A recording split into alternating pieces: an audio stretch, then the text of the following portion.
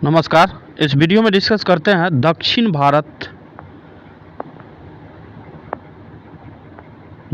भारत के अंतर्गत चोल, चालुक्य, पल्लव एवं संगम युग। Chapter number 13। दक्षिण भारत के अंतर्गत चोल, चालुक्य, पल्लव एवं संगम युग के प्रश्नों का जो 2022 तक के एग्जाम में पूछा गया।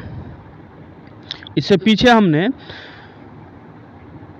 प्राचीन भारत के इतिहास से पाषाण काल, सेंधव सभ्यता या सिंधु घाटी सभ्यता बोलिए, वैदिक काल, बौद्ध धर्म, जैन धर्म, शैव भागवत धर्म, 6ठी शताब्दी ईसा पूर्व जो भारत की राजनीतिक दशा थी, और उसके बाद हमने डिस्कस किया था मौर्य साम्राज्य, मौर्योत्तर काल, गुप्त एवं गुप्तोत्तर युग, ठीक है।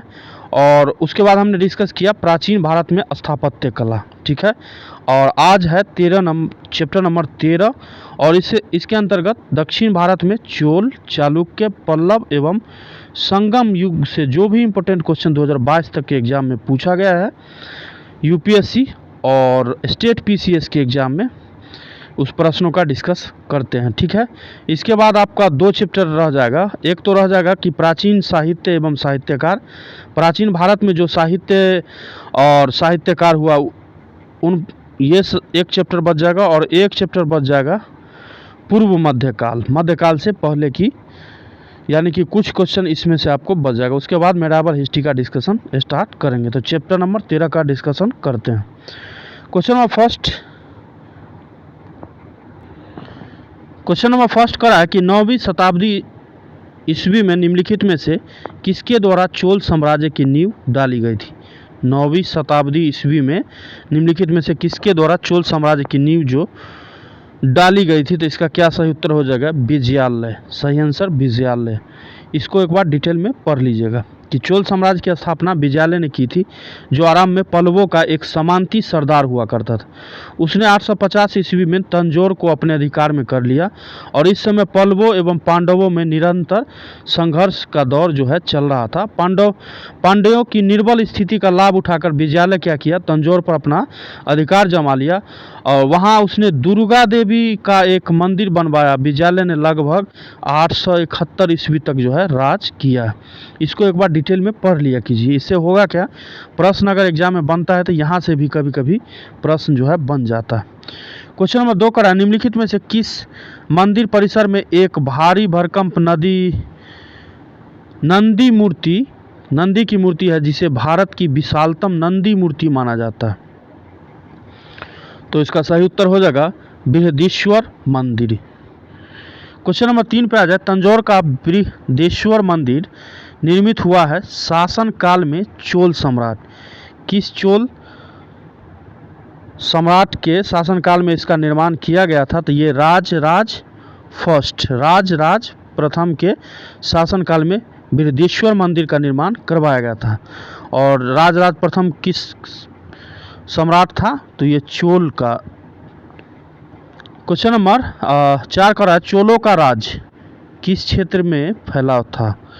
चोलों का राज किस क्षेत्र में फैला था? तो ये कोरोमंडल तट हो जाएगा, और दक्कन के कुछ भाग में फैला हुआ था। डी आंसर इसका बनेगा। क्वेश्चन नंबर 5 का रहा, चोलों की राजधानी कहाँ थी?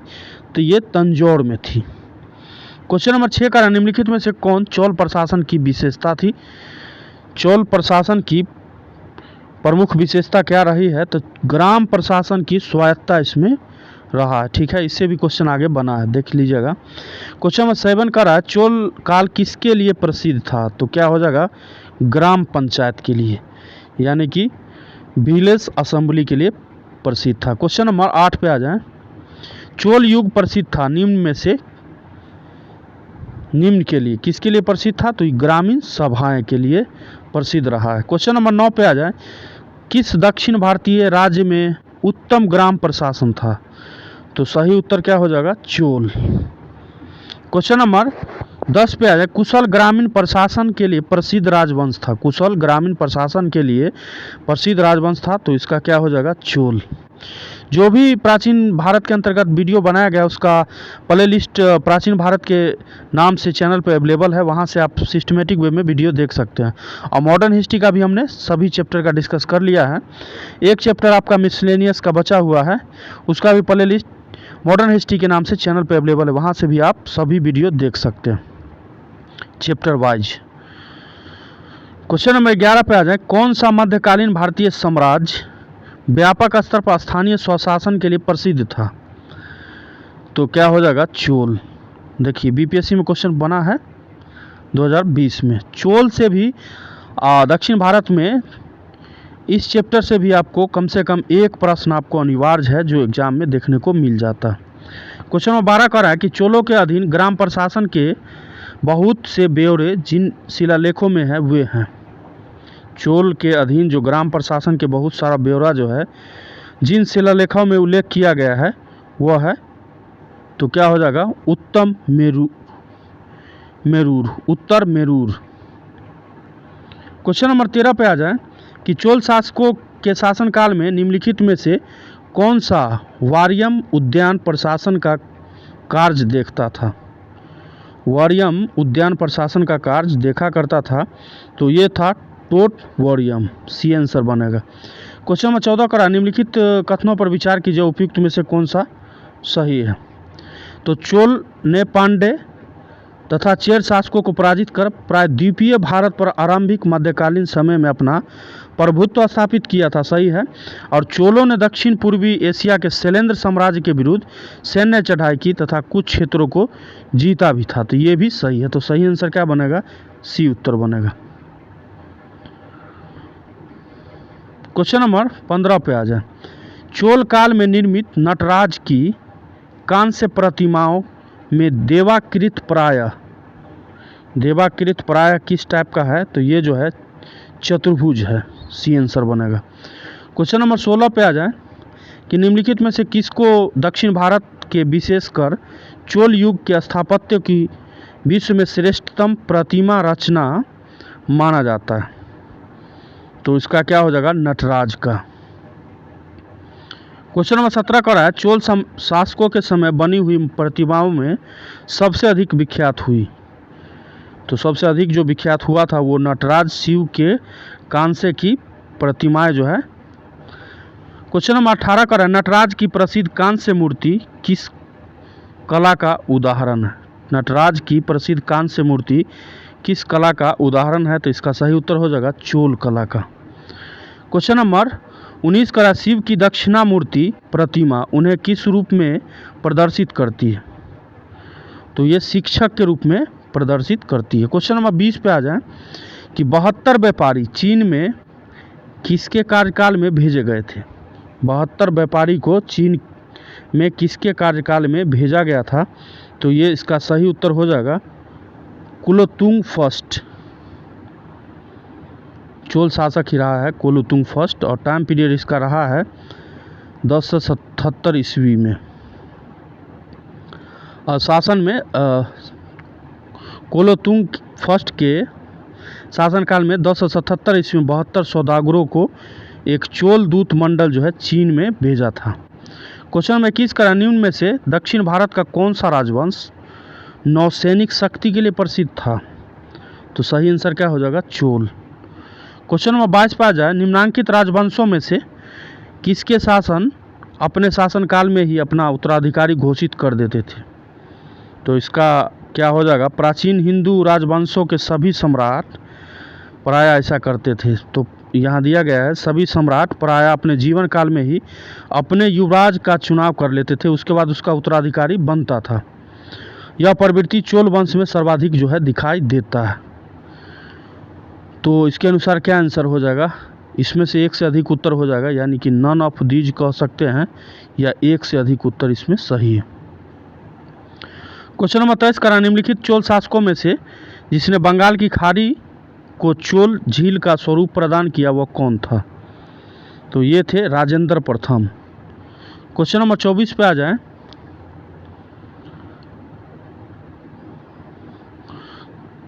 गंगे कोंड चोलपुरम की स्थापना किसने की थी? गंगे कोंड चोलपुरम की स्थापना किसके द्वारा किया गया था? यह किया गया था राजेंद्र प्रथम के द्वारा। क्वेश्चन नंबर 25 पे आ जाए, निम्नलिखित में से किस चोल शासक को चोल गंगम नामक बृहद कृत्रिम झील बनवाने का श्रेय दिया जाता है? तो ये जो दिया जाता है ये राजेंद्र को दिया जाता है। क्वेश्चन नंबर 26 पे आ जाए, किस चोल राजा ने जल सेना प्रारंभ की थी? जल सेना प्रारंभ किया गया था किस चोल शासक के द्वारा? तो ये किया गया था राजराज प्रथम के द्वारा।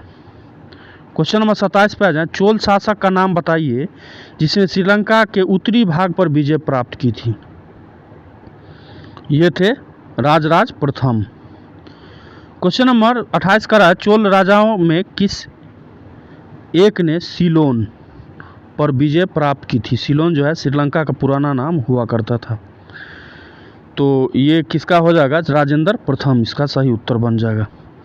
क्वेश्चन नंबर 29 का रहा, एक चोल राजा कौन था?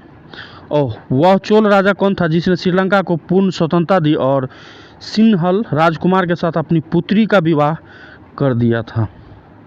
तो ये थे कुलोतुंग फर्स्ट। क्वेश्चन नंबर 30 का नीचे दो कथन दिया गया है, एक जो है उसका कथन है और आर उसका कारण है। कथन क्या है? कह रहा है ए जो है, हमें चोलों के विषय में उनके पूर्ववर्ती राजवंशों की अपेक्षा अधिक जानकारी मिलती है और चोल शासकों ने मंदिरों की दीवार पर अभिलेख उत्कीर्ण करने का चलन प्रारंभ किया था जिसमें उनकी विजयों के ऐतिहासिक विवरण दिए गए थे। और सही कूट का चयन करना है, तो दोनों इसमें स्टेटमेंट सही है और आर जो है ए का सही व्याख्या करता है। कौन ऑप्शन में है? ऑप्शन नंबर ए इसका सही हो जाएगा। क्वेश्चन नंबर 31 का रहा, भारत के इतिहास के संदर्भ में निम्नलिखित युग्मों पर विचार करना है और उपयुक्त में से कौन सही सुमेलित है इसका चयन करना। तो एक तो इसमें फर्स्ट सही है और एक है थर्ड सुमेलित। तो क्या हो जाएगा? डी आंसर इसका बन जाएगा।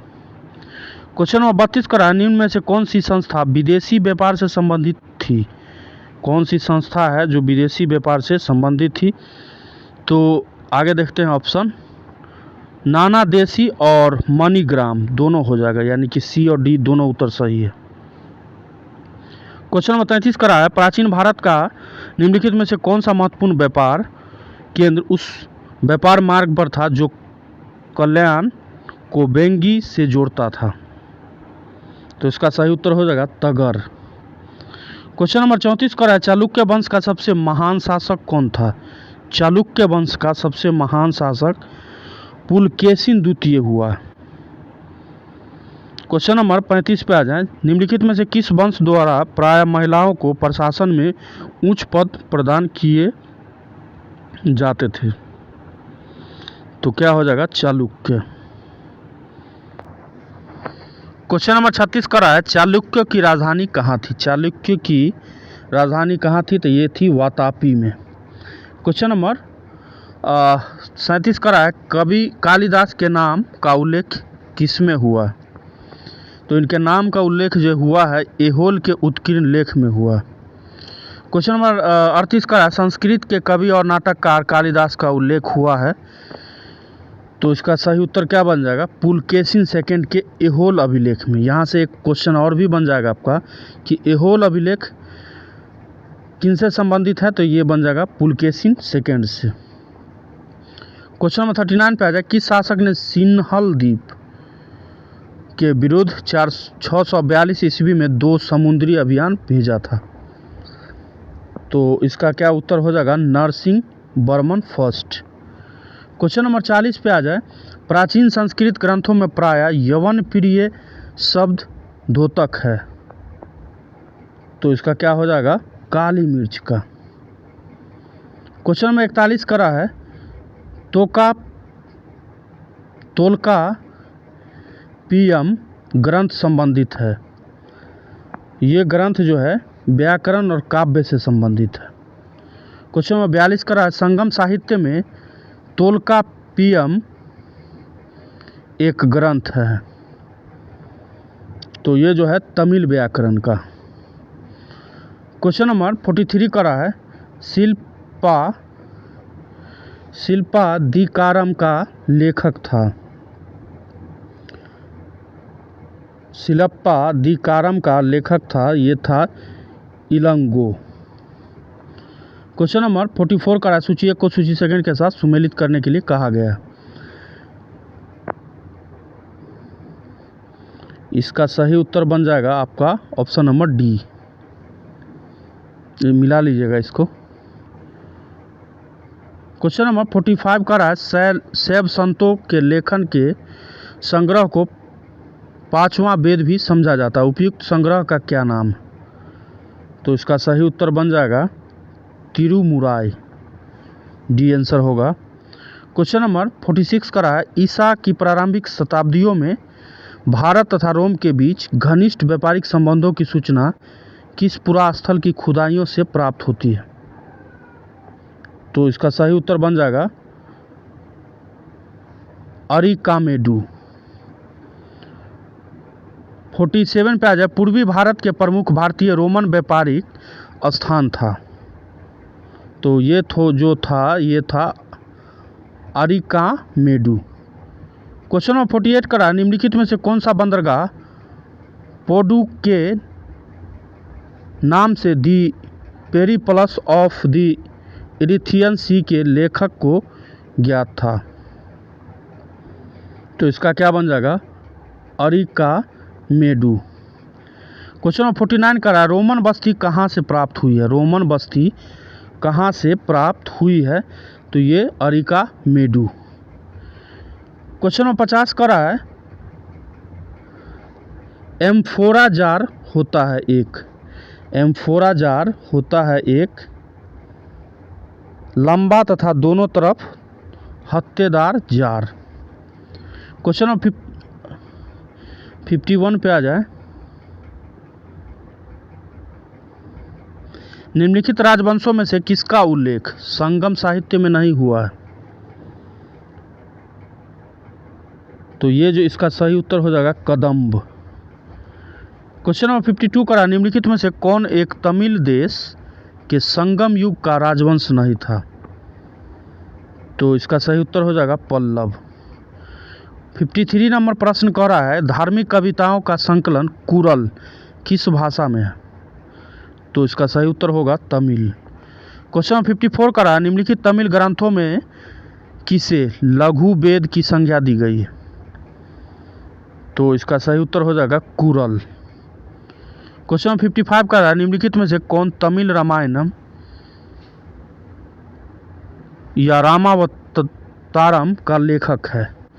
तमिल रामायणम या रामावतारम का लेखक है? तो इसका सही उत्तर हो जाएगा कंबन। क्वेश्चन नंबर 56 का मध्यकालीन भारत के संस्कृति इतिहास के संदर्भ में निम्नलिखित कथनों पर विचार करना है और उपयुक्त में से कौन सा सही है इसका चयन करना है। तो तमिल क्षेत्र के सिद्ध सीतर एकेश्वरवादी थे तथा मूर्ति पूजा की निंदा करते थे, सही है। और कन्नड़ क्षेत्र के लिंगायत पुनर्जन्म के सिद्धांत पर प्रश्न चिन्ह लगाते थे तथा जाति अधिक्रम को अस्वीकार करते थे। दोनों स्टेटमेंट इसका सही हो जाएगा, सी उत्तर सही है इसका। क्वेश्चन नंबर 57 का सूची 1 को सूची सेकंड के साथ सुमेलित करना है। गुप्त का हो जाएगा देवगढ़, गुप्त का हो जाएगा देवगढ़, यानी ऑप्शन चालू होता तो 4 ऑप्शन के साथ, तो इसका सी और डी आंसर गलत हो जाएगा। उसके बाद चंदेल का होगा खजुराहो, यानी सी होना चाहिए। उसके बाद फर्स्ट आंसर इसका सही हो जाएगा, ठीक है। और चालुक्य का कहाँ होगा बादामी, और पल्लव का होगा पनमले। क्वेश्चन नंबर 58 पे आ जाए, निम्नलिखित में से कौन सा एक प्राचीन भारत में व्यापारियों का निगम था? तो क्या हो जाएगा मणिग्रामम। क्वेश्चन नंबर 59 का दक्षिण भारत का प्रसिद्ध तक्कोलम का युद्ध हुआ था। तक्कोलम का युद्ध कहाँ हुआ था? तो ये चोल और राष्ट्रकूटों के मध्य जो है हुआ था। क्वेश्चन नंबर 60 का रहा है चोल साम्राज्य को अंततः किसने समाप्त किया? चोल साम्राज्य को अंततः किसने समाप्त कर दिया?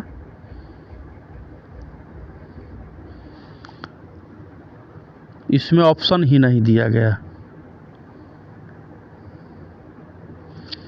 इस प्रश्न को डिटेल में पढ़ लीजिएगा यहाँ पे।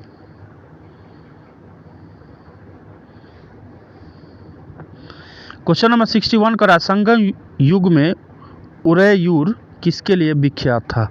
उरैयूर, संगम युग में उरैयूर किसके लिए विख्यात था? तो ये जो था कपास के व्यापार का महत्वपूर्ण केंद्र हुआ करता था।